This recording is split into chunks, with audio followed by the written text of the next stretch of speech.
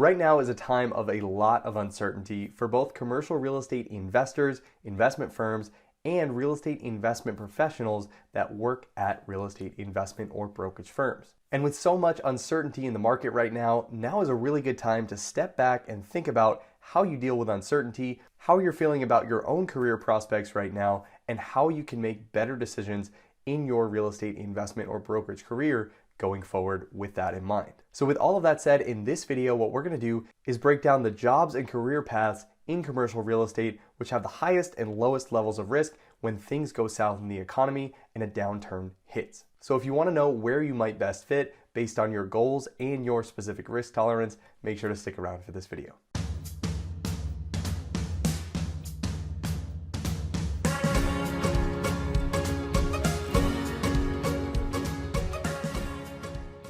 Hey guys, this is Justin from breakintocre.com, and if you're new here on this channel, we talk about real estate investing careers and real estate financial analysis. So if you're looking to break into the industry or do your first real estate investment deal, make sure to subscribe and hit the notification bell. So as you already probably know, if you've been watching this channel for a while, there are a lot of different parts of the commercial real estate investment business that you can get into and a lot of different things that you can do within the commercial real estate space. But with so much trouble in the economy right now and commercial real estate starting to feel the squeeze, many commercial real estate professionals are having to take a look at their own risk tolerance and think about what might happen to their job in the next few months. So in this video, what I'm going to do is break down 4 of the most important determinants of risk in a commercial real estate role and some things to consider before taking a job so you can be best positioned to survive and succeed during a down cycle in the industry. So let's start this list off with number 1, and that is whether or not the role is transactional or operational.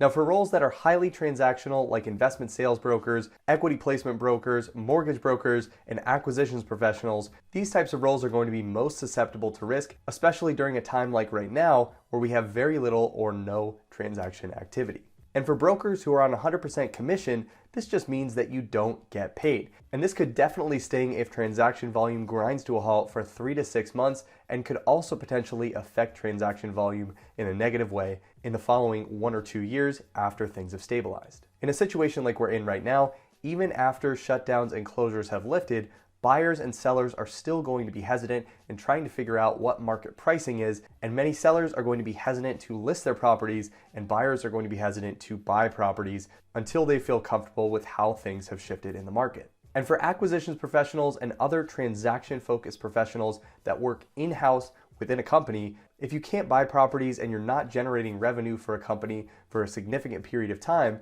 then you become a cost center for the company. And because many roles like this have higher salaries, they have a much higher risk of losing their job completely during a time like this. And if that happens and your main skill set is acquisitions, it becomes a lot harder to get back into the game quickly when hiring is at a standstill and very few firms are acquiring deals. Now, many firms are well capitalized and have waited for a downturn and will be able to weather the storm with their acquisitions professionals, but this is something to think about if you're planning to go down the acquisitions path. Now, for roles that are less focused on transactions and more focused on the operations, the risk tends to be significantly lower during downturns, and for some roles, you may even see an increase in activity and need during times of economic stress. And really good examples of this, especially right now, are asset managers. So right now, especially in the retail and hotel asset classes, asset managers are one of the most critical parts of a commercial real estate investment team. And as tenant rent deferral requests, delinquencies, and even tenant bankruptcies start to occur,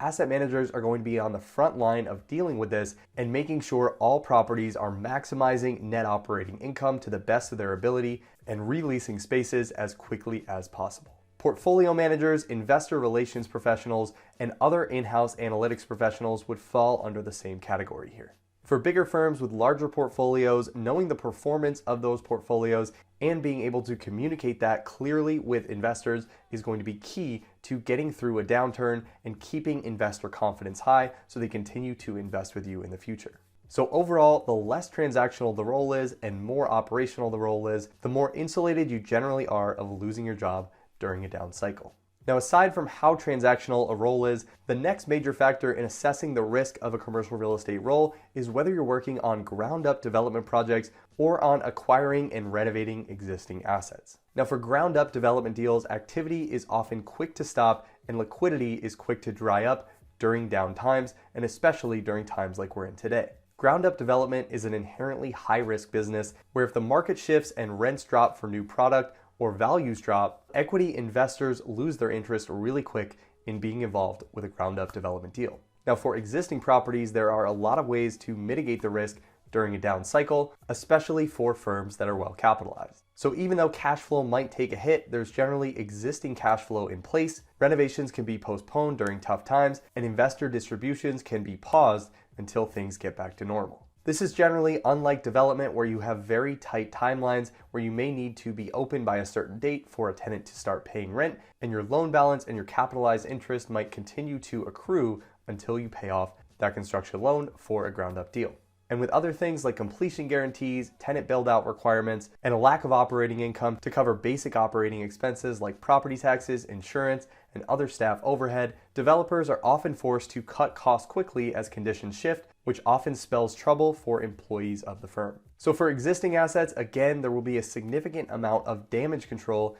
that needs to be done from the ownership side. The properties will still need to operate, you'll need to work through this downturn, and during a time like this, an investment firm is going to have a much tougher time letting go of key personnel that's going to help them get through this entire period unscathed. Now, aside from development and transactional roles, the next thing to consider is whether you're going to work for a larger, more established firm or a smaller, more entrepreneurial company. Now, sometimes this can be a toss-up because it can go both ways. Smaller, more entrepreneurial firms tend to run leaner than bigger, more established firms, and this is the case even during good times. And this may mean that only essential personnel is on board from the start, so during a down cycle, they don't have any excess to shed when they're trying to cut costs and overhead for the firm. But with that said, many younger, smaller entrepreneurial firms are highly dependent upon transaction volume in order to generate revenue for the company. And if transaction volume slows or comes to a halt, that means that revenue could drop significantly for those companies, and the ability to make payroll becomes much more difficult even for those essential employees that you need to keep the business running. Now, for a bigger, more established firm, this is also a double-edged sword. Most bigger firms will have an established source of steady income from things like asset management fees or potentially an in-house property management firm that generates property management fees, making it much more likely that they can keep much of their personnel during a downturn. But with that said, most bigger firms have a much more difficult time turning the ship around, and corporate policies and procedures may make it more likely that layoffs will occur, especially if the company is a subsidiary of a larger firm and they don't have full decision-making power. At a smaller firm, there may be more loyalty to try and keep key personnel that have been with the company for a long time and have grown the company from the start, as relationships are extremely important in commercial real estate, especially in smaller firms, in smaller markets. And finally, aside from transaction versus operational, development versus acquisitions, and size of the firm, the last factor on this list is the product type